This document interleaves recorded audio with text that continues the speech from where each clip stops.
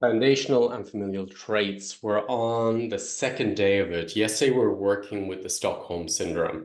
And the Stockholm Syndrome is a huge field of information. And we were like nearly 2 hours working with the Stockholm Syndrome yesterday. And there's such huge fields of information and also of resistance that doesn't want to change or doesn't want to address it, doesn't want to come out of it.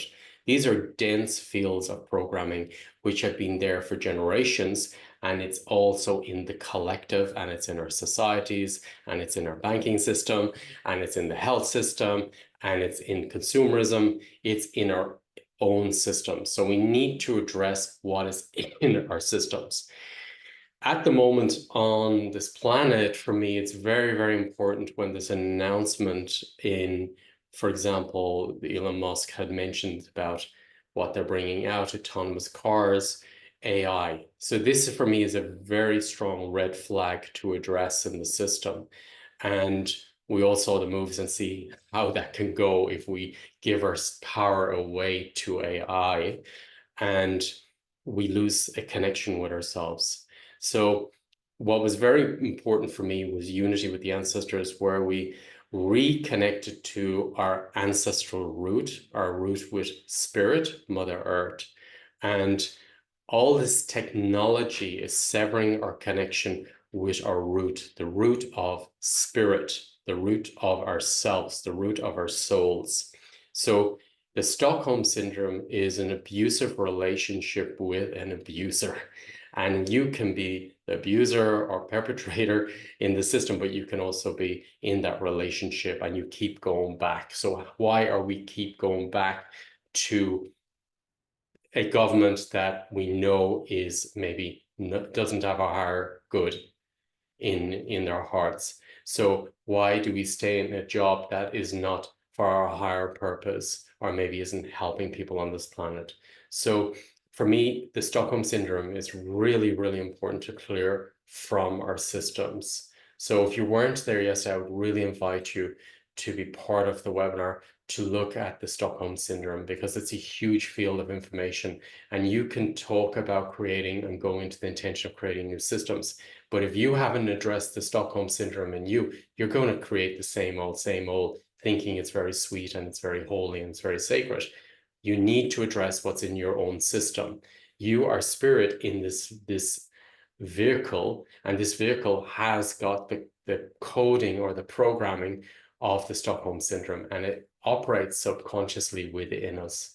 And you can see that how people conform when they're put under pressure, or they're told they'll have money coming in, a job coming in, safety coming in, and they know deep down that that person will abuse them, but they give them another chance. They have hope they'll change.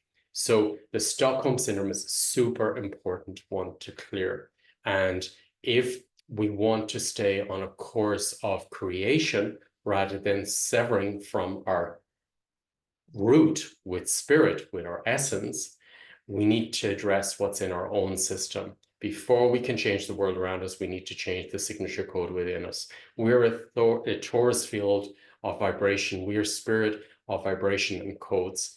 And if I have got resentment, if I got fear, if I got an anxiety, if I got an abusive energy or relationship with somebody in the past, I will create that in my life again, and it will keep coming back to bite me. So for me, it's very important to see all the codes in my system, which are not creation and are connected to destruction, and to break out of those systems, to disengage from those systems so I can go back into my purest state of creation, of love, of service, of community, of fertility, and start bringing balance back into the system.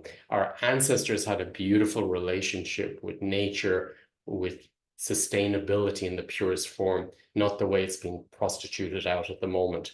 So our ancestors have the codes. So we need to detangle, we need to disconnect, disengage by bringing up awareness of what is in our system with the Stockholm Syndrome, what is in our system, and to come out of it. Later, I'm going to be working also with the part of us that gives up on hope or has got distractions, or we go to create something and energy crosses our path, or when we're against ourselves. We are really against ourselves in this system. Also, what I was working with yesterday, which is a huge one, which came up in the webinar, was that it came in last week, is the connection where our intuition was developed as a wound. What I mean by that is that if I'm a child and there's a lot of disturbance around us, maybe fighting, destructive energies around me as a child, my intuition will be reading mom and dad how to fix them, how to make it better. So that means that I'm very empathic, and lots of us are very empathic and we think that's amazing. But is your empathic side coming from a wound? And then if it is coming from a wound, to address it, to know it, to see it for what it is. And if it's coming from a wound, you'll notice yourself being more fearful, disconnected, rushing a decision, being ungrounded. And if it is from that, you give it space. I was teaching this in the webinar last night, to really be with it.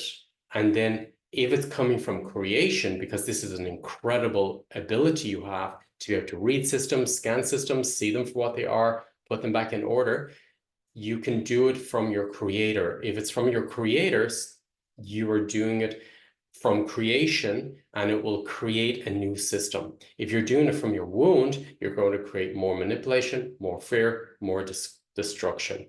So where is your intuition? How are you using your intuition?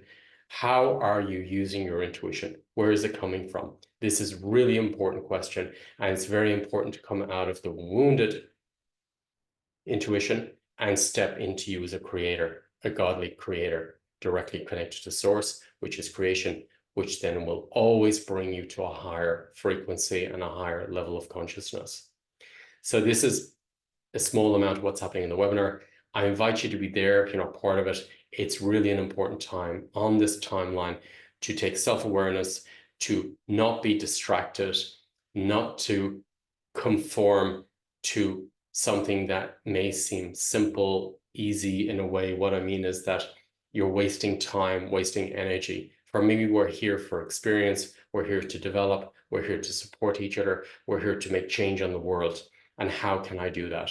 And for me, a huge piece of that is release the Stockholm Syndrome, release all the programming and the traits from the system, and go back into being a creator, and to really shine up my intuition and use it from my heart, use it from my core. So this is the webinar I'm doing this evening. If you were not there, if you were there, thank you for being part of it. As you're helping me, you're helping you, you're helping your ancestors. Our ancestors are helping us to do it, and we're helping the collective. So it's a beautiful journey we're on. It's the right time to be a leader. You are a leader. You are the representative of your ancestors. And we're marching through this, and we will keep creating new systems and breaking down whatever shadow aspects come up in our way. And we have the power to do it. When we need the darkness to show up the light, and there's a lot of darkness showing up the light, there's a lot of manipulation showing up the manipulation on the planet. So now is the time to address it, to not forget it, to not just put it away, but to face it, accept it's there, and change the system. Change the system by creating new systems. Thank you for being this journey with me, and I look forward to seeing you at the webinar. Thank you.